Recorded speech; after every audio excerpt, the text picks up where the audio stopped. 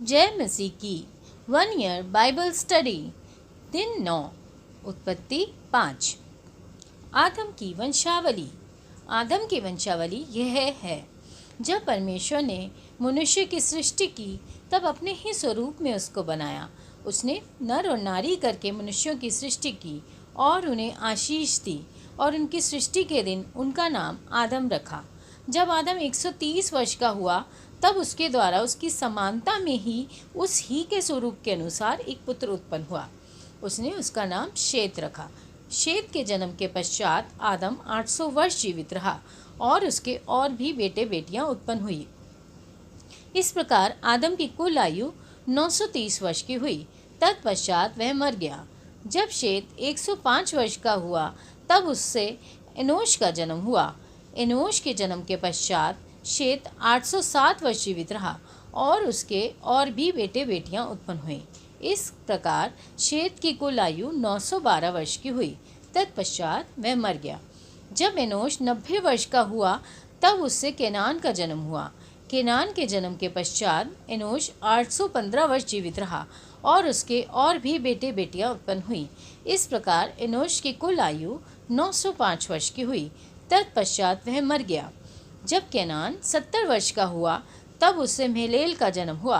महलेल के जन्म के पश्चात केनान 840 वर्ष जीवित रहा और उसके और भी बेटे बेटियां उत्पन्न हुई। इस प्रकार केनान की कुल आयु 910 वर्ष की हुई। तत्पश्चात वह मर गया। जब महलेल 65 वर्ष का हुआ तब उससे येरेद का जन्म हुआ। येरेद के जन्म के पश्चात महलेल 830 वर्ष जीवित रहा और उसके और भी बेटे बेटियां उत्पन्न हुए। इस प्रकार महलेल की कुल आयु 895 वर्ष की हुई। तत्पश्चात वह मर गया। जब येरेद 162 वर्ष का हुआ तब उससे हनोक का जन्म हुआ।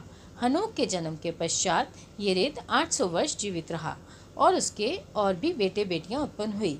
इस प्रकार येरेद की कुल आयु 962 वर्ष की हुई। तत्पश्चात वह मर गया। जब हनोक 65 वर्ष का हुआ तब उससे मतुशेलह का जन्म हुआ। मतुशेलह के जन्म के पश्चात हनोक 300 वर्ष तक परमेश्वर के साथ साथ चलता रहा और उसके और भी बेटे बेटियां उत्पन्न हुई। इस प्रकार हनोक की कुल आयु 365 वर्ष की हुई। हनोक परमेश्वर के साथ साथ चलता था, फिर वह लोप हो गया क्योंकि परमेश्वर ने उसे उठा लिया। जब मतुशेलह 187 वर्ष का हुआ तब उससे लेमेक का जन्म हुआ। लेमेक के जन्म के पश्चात मतुशेलह 782 वर्ष जीवित रहा और उसके और भी बेटे बेटियां उत्पन्न हुई। इस प्रकार मतुशेलह की कुल आयु 969 वर्ष की हुई। तत्पश्चात वह मर गया। जब लेमेक 182 वर्ष का हुआ तब उससे एक पुत्र का जन्म हुआ। उसने यह कह के उसका नाम नूह रखा, यहोवा ने जो पृथ्वी को शाप दिया है उसके विषय यह लड़का हमारे काम में और उस कठिन परिश्रम में जो हम करते हैं हमको शांति देगा। नूह के जन्म के पश्चात लेमेक 595 वर्ष जीवित रहा और उसके और भी बेटे बेटियां उत्पन्न हुई।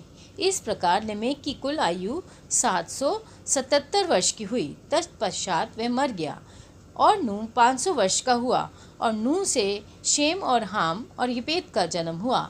आमीन। मत्ती 5:1-26। यीशु का पहाड़ी उपदेश।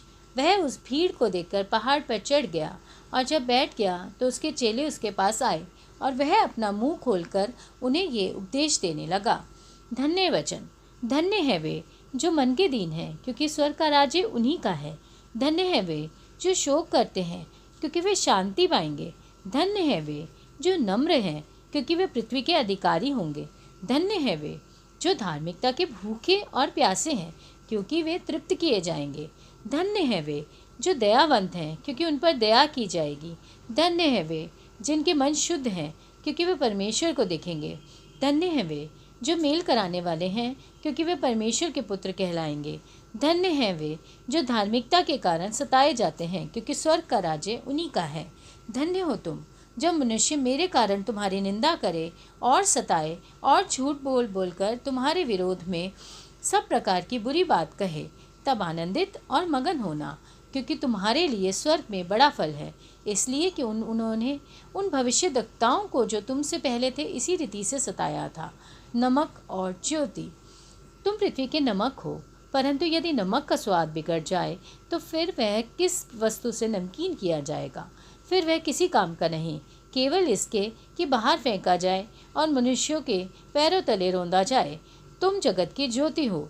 जो नगर पहाड़ पर बसा हुआ है वह छिप नहीं सकता, और लोग दिया जलाकर पैमाने के नीचे नहीं परंतु दीवट पर रखते हैं, जब उससे घर के सब लोगों को प्रकाश पहुंचता है। उसी प्रकार तुम्हारा उजियाला मनुष्यों के सामने चमके, कि वे तुम्हारे भले कामों को देखकर तुम्हारे पिता की जो स्वर्ग में है बड़ाई करें। व्यवस्था की शिक्षा। ये ना समझो कि मैं व्यवस्था या भविष्यद्वक्ताओं की पुस्तकों को लोप करने आया हूँ। लोप करने नहीं, परंतु पूरा करने आया हूँ। क्योंकि मैं तुमसे सच कहता हूँ, जब तक आकाश और पृथ्वी टल ना जाए, तब तक व्यवस्था से एक मात्रा या एक बिंदु भी बिना पूरा हुए नहीं टलेगा। इसलिए जो कोई इन छोटी से छोटी आज्ञाओं में से किसी एक को तोड़े और वैसा ही लोगों को सिखाए, वह स्वर्ग के राज्य में सबसे छोटा कहलाएगा। परंतु जो कोई इन आज्ञाओं का पालन करेगा और उन्हें सिखाएगा, वही स्वर्ग के राज्य में महान कहलाएगा। क्योंकि मैं तुमसे कहता हूँ कि यदि तुम्हारी धार्मिकता शास्त्रियों और फरीसियों की धार्मिकता से बढ़कर ना हो, तो तुम स्वर्ग के राज्य में कभी प्रवेश करने ना पाओगे। क्रोध और हत्या। तुम सुन चुके हो कि पूर्व काल के लोगों से कहा गया था कि हत्या ना करना, और जो कोई हत्या करेगा वह कचहरी में दंड के योग्य होगा। परंतु मैं तुमसे यह कहता हूँ कि जो कोई अपने भाई पर क्रोध करेगा वह कचहरी में दंड के योग्य होगा, और जो कोई अपने भाई को निकम्मा कहेगा वह महासभा में दंड के योग्य होगा, और जो कोई कहे अरे मूर्ख, वह नरक की आग में दंड के योग्य होगा। इसलिए यदि तू अपनी भेंट वेदी पर लाए और वहाँ तू स्मरण करे कि तेरे भाई के मन में तेरे लिए कुछ विरोध है, तो अपनी भेंट वहीं वेदी के सामने छोड़ दे और जाकर पहले अपने भाई से मेल मिलाप कर और तब आकर अपनी भेंट चढ़ा। जब तक तू अपने मुद्दई के साथ मार्ग ही में है, उससे झटपट मेल मिलाप कर ले। कहीं ऐसा न हो कि मुद्दई तुझे हाकिम को सौंपे और हाकिम तुझे सिपाही को सौंप दे और तू बंदीगृह में डाल दिया जाए। मैं तुमसे सच कहता हूँ कि जब तक तू कौड़ी कौड़ी भर ना दे, तब तक वहाँ से छूटने ना पाएगा। आमीन। यिर्मयाह 3:1-18। इज़राइल एक दुराचारिणी पत्नी। वे कहते हैं, यदि कोई अपनी पत्नी को त्याग दे तो वह उसके पास से जाकर दूसरे पुरुष की हो जाए, तो वह पहला क्या उसके पास फिर जाएगा? क्या वह देश अति अशुद्ध न हो जाएगा? यहोवा की यह वाणी है कि तूने बहुत से प्रेमियों के साथ व्यभिचार किया है। क्या तू अब मेरी ओर फिरेगी? मुंडे टीलों की ओर आंखें उठाकर देख। ऐसा कौन सा स्थान है जहाँ तूने कुकर्म ना किया हो? मार्गों में तू ऐसी बैठी जैसे एक अरबी जंगल में। तूने देश को अपने व्यभिचार से अशुद्ध कर दिया है।